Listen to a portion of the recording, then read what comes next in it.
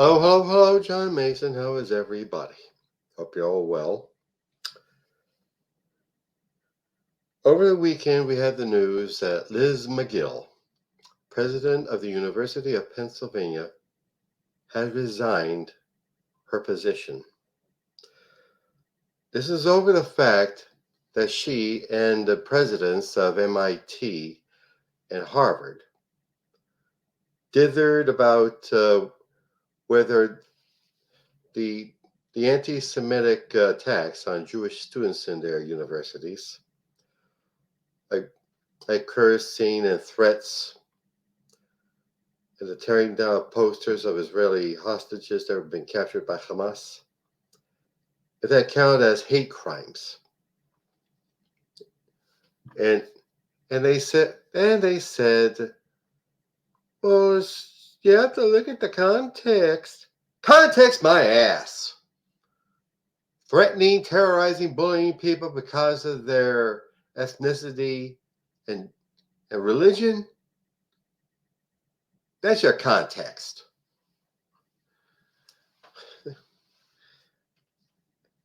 And and so she resigned, and hopefully they have a new administration that's going to take seriously the threat of racism, anti-Semitism, Islamophobia, and transphobia, homophobia, and all the discriminations and violence against press groups. And and there has been a fear that since that affluent alumni and donors, like folks who can donate a few $1,000,000 a pop to a university, they close their checkbooks and their Cash App accounts to them, to these universities, citing the threat of free speech. I agree. The money of affluent donors and alumni can be used negatively. It has been so in the past. Witness Jared Kushner. Jared Kushner's father, Charlie Kushner, was a real estate developer, just like Jared's father-in-law.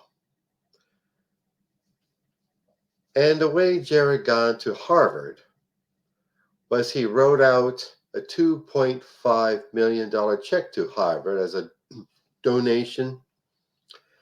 And that's how his underqualified little rich boy got accepted into Harvard.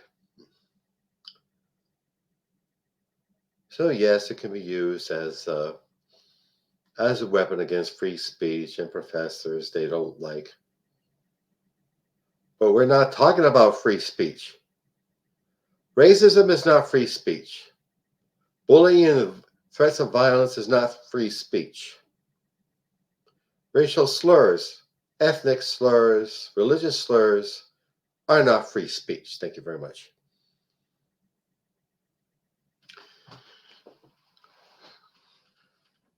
And who was heading the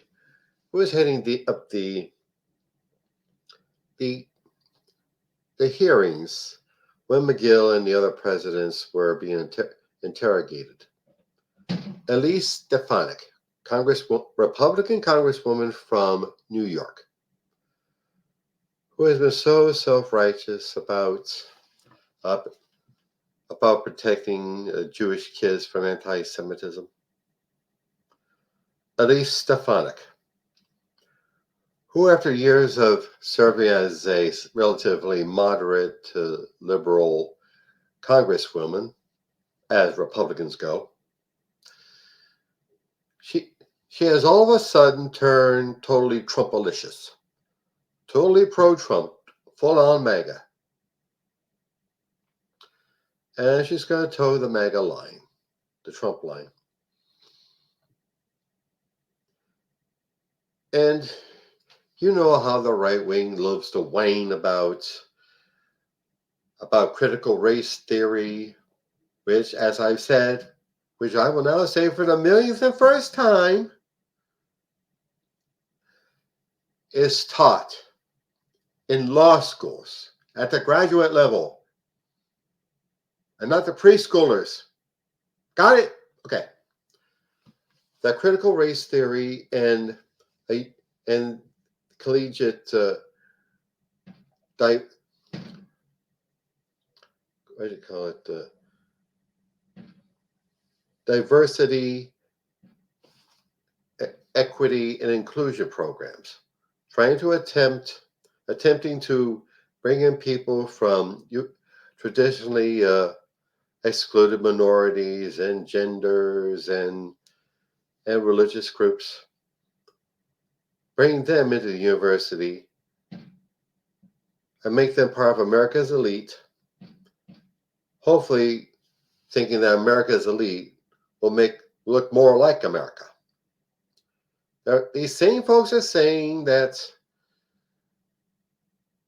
there's these critical race theory programs and DEI programs are what's caused the anti-Semitism on campuses. Vultures. They don't give shit about Jewish students. They don't give a shit about Israel. No, I will not pardon my French. These folks are out to attack minorities.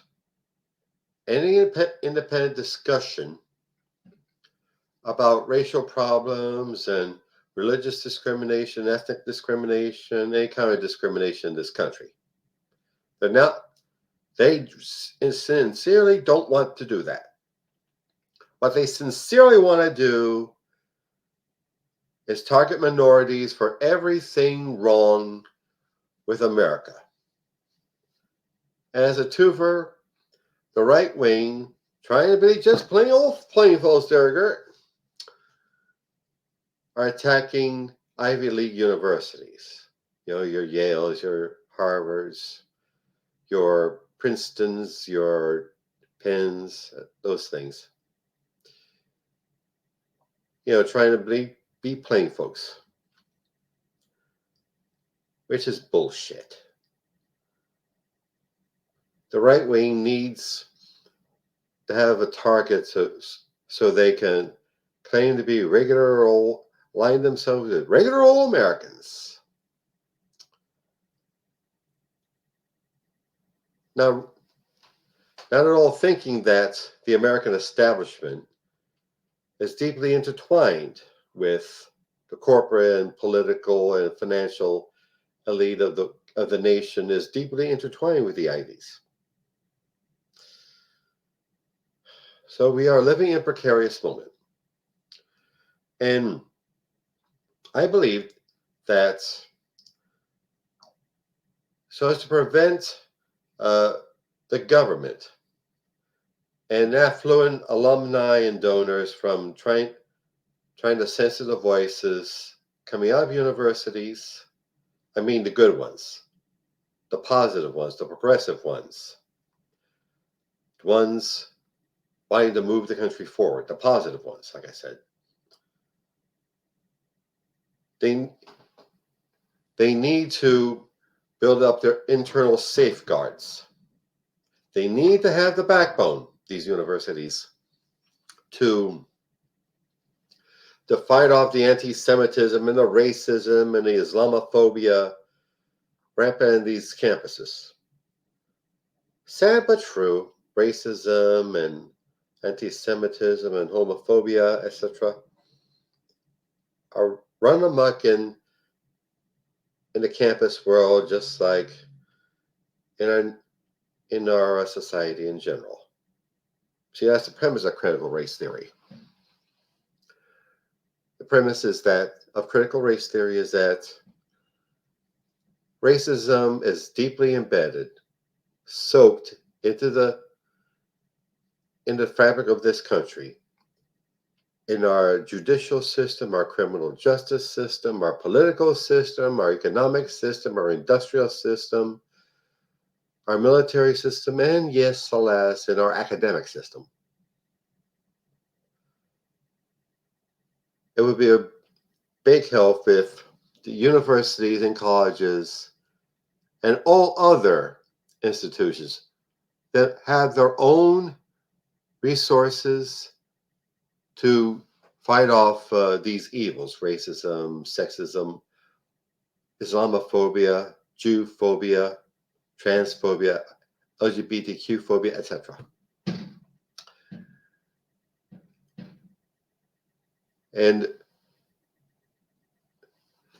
know your allies. Be careful of people who want to march alongside of you.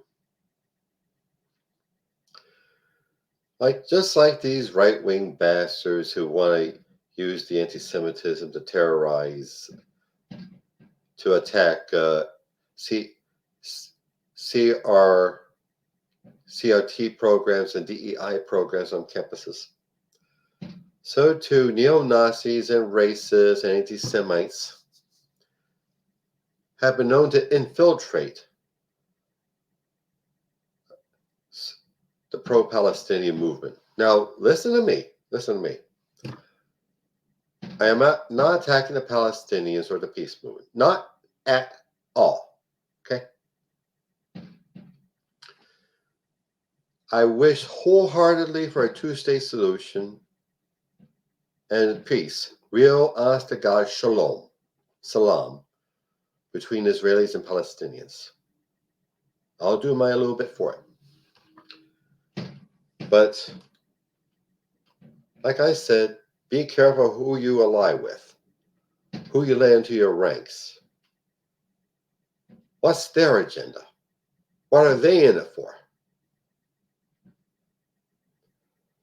Well, I said what I need to say.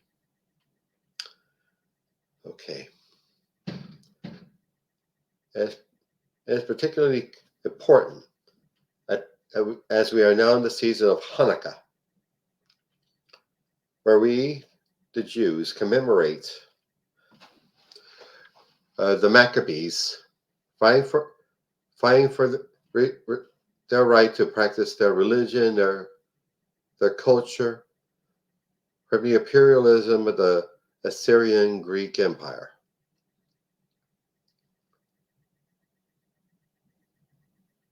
And now is as good a time as any. And let's remember that Christmas is coming. The day when our Christian friends and neighbors commemorate the birth of Jesus of Nazareth, whom they call the Christ, whose parents were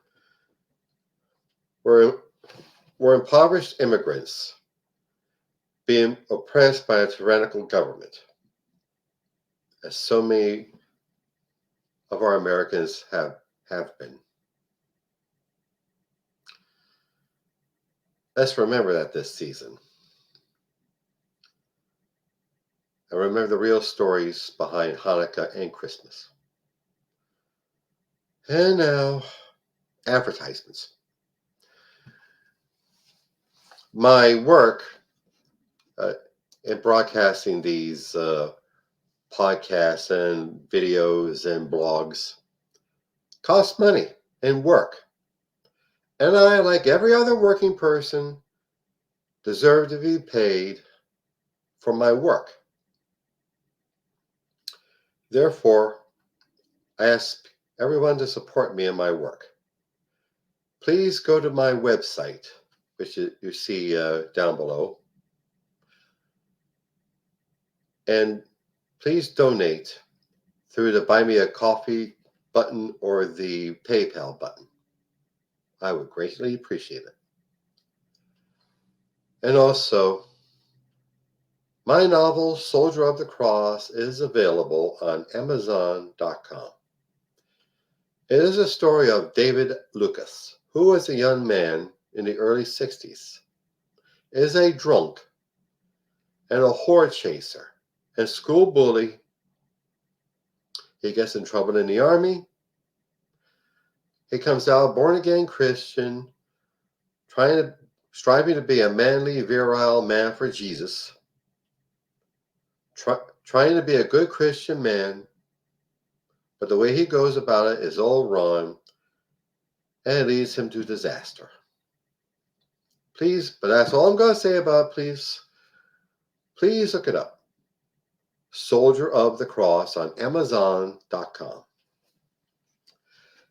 And now, Himperific is a lovely little CBD product store located on Snyder Avenue, near 15th Street in South Philadelphia. There you'll find some of the finest cannabis-infused products. Gummies and candies and lip balm and hand sanitizer and flour and drinks and teas and dog treats, lip dog treats. Do please look them up and tell them I sent you. HemperificLLC.com. And now to my beloved career and business coach, Michelle Snow. Michelle is excellent in helping you develop your professional career or a small business. Let you know what you're doing right, where you need work, and help you network with other entrepreneurs and small and professionals. Please look her up right at the bottom of the screen. GrowWithSnow.com. Okay. Alrighty then. I said what I had to say. I have to say it.